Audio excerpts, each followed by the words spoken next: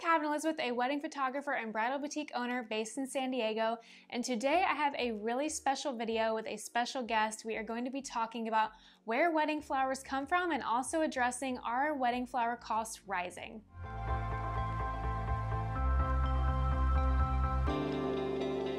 I'm here with a really special guest today. Why don't you tell us who you are and then where we are? My name is Cindy Hunsinger. I am working for Mayesh Wholesale here in Carlsbad, California.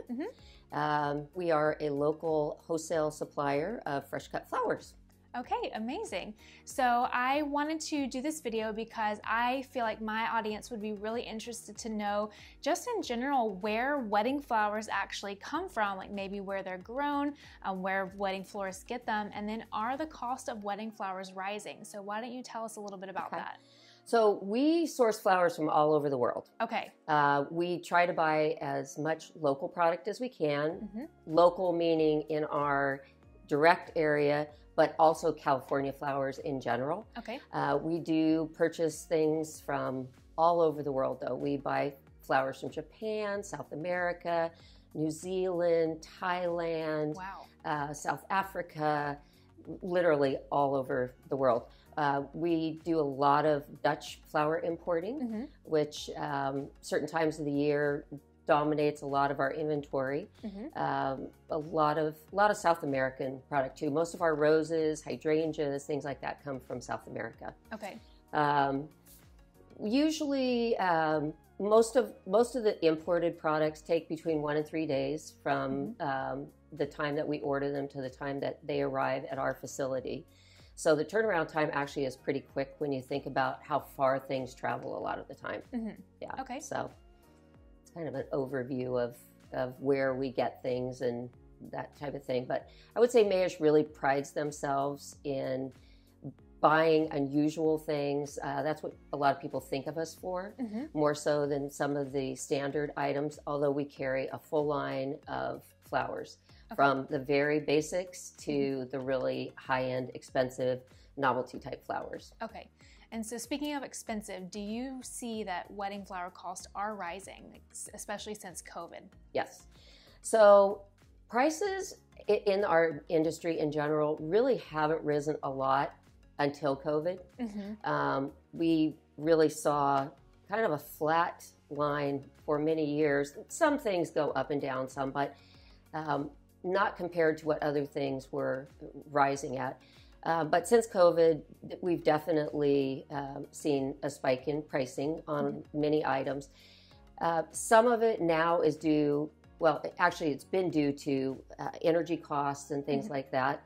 And especially recently with gas costs and heating and, we run coolers all day, electricity, everything has gone up. So of course, then the prices of the flowers have to go up to accommodate that. I think it's really going to, as far as where the costs are going to stay, it's hard to say at this point. I think it really is going to depend on what goes on in our country and around the world, for that matter, right now. Okay, so very interesting.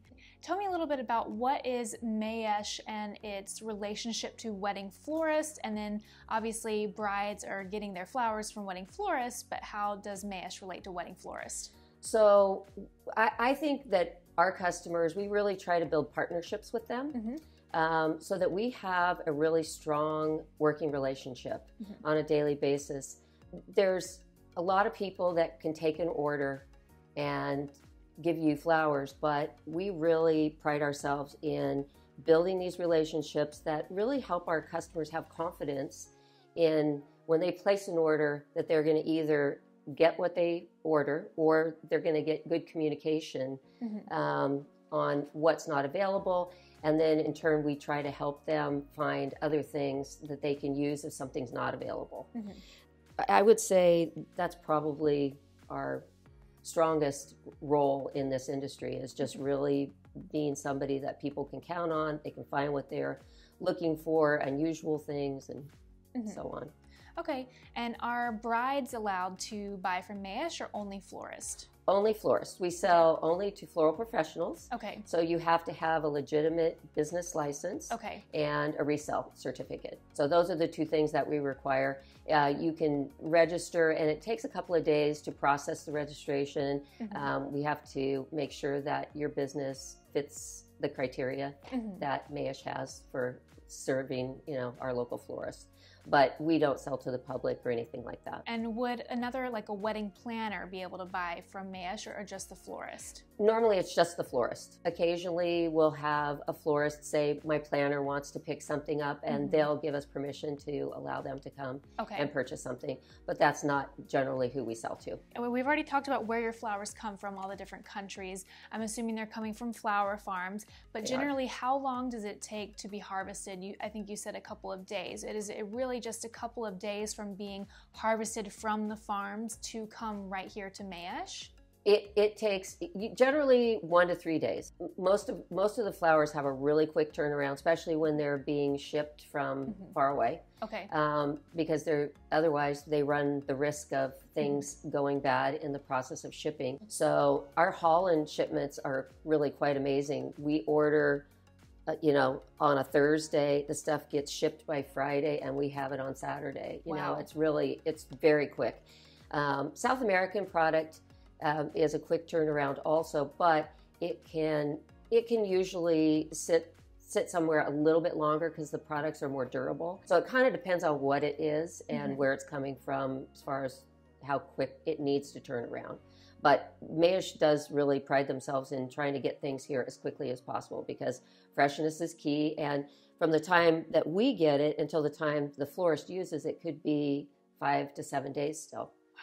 So it's quite a process, 9-10 day process from cut to end use probably. Incredible. And then we have a lot of local growers that cut and we get product the next day.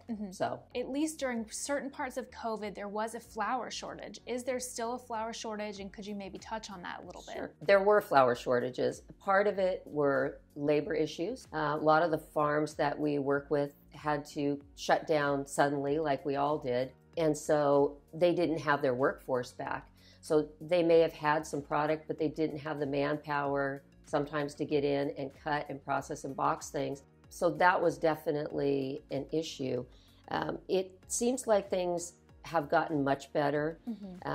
We still have shortages on some things, but I find that most of the shortages seem to be for like seasonal availability of things. Like we have certain times of the year where we have a color palette that dominates the whole marketplace. Okay. Right? So that happens yearly.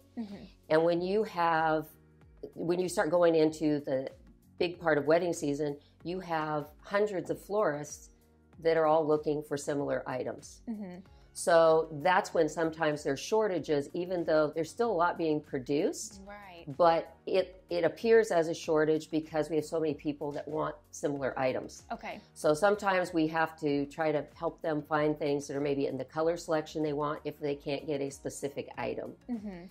So we've tried to encourage people to really get their orders in 2, 3, 4 weeks in advance. Okay. Because that's how we have to prioritize who gets the product when it does come, if we start seeing things that are in lower supplies. Yeah, I guess it's good that there's not so much a shortage anymore, because I know that was an issue, and that was increasing cost as well at the time. Definitely. There was a lot of transportation issues. That the whole supply chain was really affected, and so it's gotten better, but there's still, issues when we have, like going into Mother's Day. I know our purchasing department, they're working really hard trying to get flight space and transportation set up, because that's a big deal for somebody like us that has to turn things around really quickly. You can't let stuff sit places. We've already talked a little bit about flower cost rising.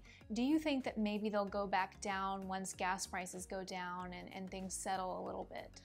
That's certainly possible. I think it's too soon to know that, really. I think we have to really just see what's going on, with energy and that kind of thing. But we definitely, when we can lower prices, we will. It's not like they're here now and we're going to keep them here. There's a lot of competition, so we want to be competitive along with everybody else. So when things go down, that's reflected in our prices as well. Okay, and do you think that the florist will also follow suit by lowering their cost when your costs go down? I would suspect so. Okay. But I don't really know. You know, their end of things is so labor intensive that it costs a lot to produce what they do.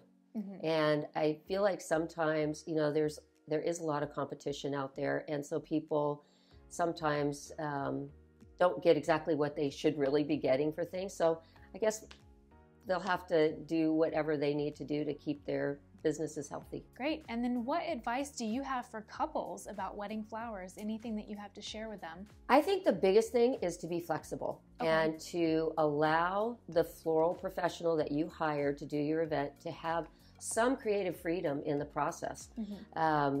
There's often seasonally available flowers that are so beautiful that you would never think of to use in your wedding because you don't know enough about the industry. Right. But your florist does, and they can come to market and they'll see something that could really put your event over the top. Okay. That you never had as part of your proposal. So that would be my advice, is to be flexible and really allow them to do what they do best. You hired them for a reason, and so I feel like you need to go, you know, work with them and let them have some freedom in the process. Sure.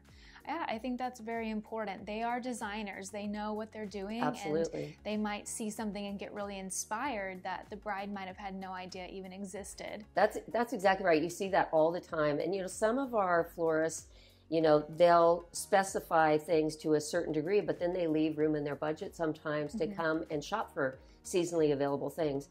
Because there's certain times of the year that you can just find the most unusual, interesting things that just really throw the event over the top. Yeah. And it's really, they make a difference. And, you know, it's fun too to be surprised a little bit, I would think.